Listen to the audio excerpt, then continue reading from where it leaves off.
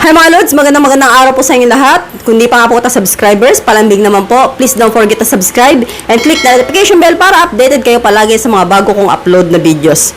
For today's video po, may nag-request po sa akin. Sabi niya, Lods, content nyo naman po yung muscle control ng babae. Paano nila ginagawa at anong pakiramdam? Actually, Lods, sinubukan ko to one time lang. Hindi ko na inulit. Itong muscle control na to, no? Paano nga ba ginagawa ng mga babae itong muscle control? Ito po isang uri na exercise, no? Tinatawag nilang Kegel exercise, no? Ginagawa po ito ng mga babae para sumikip ang puwerta. So, para bumalik sa pagka-virgin, no? Hindi naman totally virgin, pero at least sisikip, no? Hindi talaga siya luluwag. Ang Kegel exercise nga po, ito po yung nakahiga ka. Nakalapat ang kamay mo sa sahig, and then yung tuhod mo nakatiklop, tapos inaangat mo yung puwet mo ng pataas. Angat, baba, ganyan. So, nakahiga ka nga po dyan, and then inaangat-angat mo yung puwet mo. So, gagawin nyo po yan hanggang at least 30 seconds regular, no?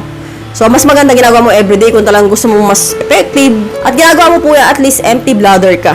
At ang sasabi nga po nila, Lods, na muscle control yung ito po yung exercise na sa puwerta na parang pipigilin mo yung ihi mo. No, yung parang naiihi ka and then parang pipigilin mo. Yung parang ang puwerta mo ginagano, hinihigpitan mo yung mga muscle sa puwerta mo, ganyan. Pipigil mo. Tapos, hihinga ka ulit, tapos parang pipigilin mo ulit na ganyan. So, sa ganitong paraan kasi mga Lods, kung lagi itong ginagawa ng babae, sisikip talaga yung puwerta. So, yun po talaga yung purpose ng muscle control na yan, para yung partner namin, masaya sa amin. At least hindi kami masyadong maluwag na may anak namin, pero medyo masikip pa rin kasi yan, nagma-muscle control kami. Ako dati ginawa ko to, pero nahirapan ako, kaya tinigil ko. Kasi hindi ganun kadali eh. Kung 30 seconds mo itong gagawin, kunwari, siguro mga 30 times ka rin, no? Ang hirap, ang sakit. So, ako hindi ko kaya ng ganun katagal. So, kaya ko lang siguro hanggang 4-5. Suko na ako.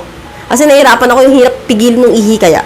So, parang i-close mo yung puwerta mo. Parang itatight mo siya and then parang hihinga ulit and then tight ulit, ganun. So, mahirap para sa akin kaya hindi ko na ulit ginawa. Bahala ka na dyan na maluwag.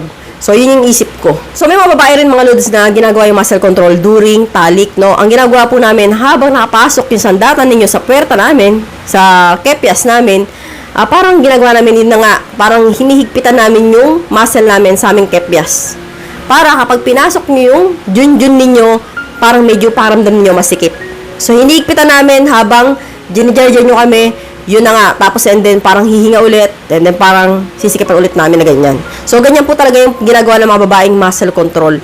At ano nga bang pakiramdam yung mga Lods? No, syempre, ang pakiramdam po niyan, medyo mahirap para sa amin. Kasi pinipigil namin yung muscle namin dyan eh. So, mahirap po talaga, no? Parang nahirapan kang huminga. Ganun. So, sa pakiramdam mga Lods, hindi maganda sa pakiramdam, pero sa pakiramdam ninyo, masarap. Kasi nga, sumisikip yung puwerta namin. At bibihira po yung mga babaeng gumagawa ng muscle control talaga. Kasi nga, hindi po yung ganun kadali. Kailangan po talaga dyan ng mahabang pasyensya, lalo-lalo na kung gusto mo talagang maging epektibo ng sumikip yung puwerta mo. It takes time talaga, no? Kailangan mo at least buwan mong ginagawa yan and regular. Pero, syempre, karamihan nga po sa mga babae, wala po talagang pasensya tungkol dyan. Kaya kadalasan po talaga walang gumagawa niyan. So, siguro yung mga gumagawa niyan, yung mga babae talaga na masyadong caring sa kanilang sarili. So, ginagawa nga yan, Lods, sa mga babae para ma-impress ang kanilang mga partner during talik, no? Para masarapan yung partner nila at para masatisfy sa kanila. So, hanggang dito na lang po tayo mga Lods. I hope you learned something in this video. More videos to come. So, stay connected. See you again to my next video. God bless. Bye-bye!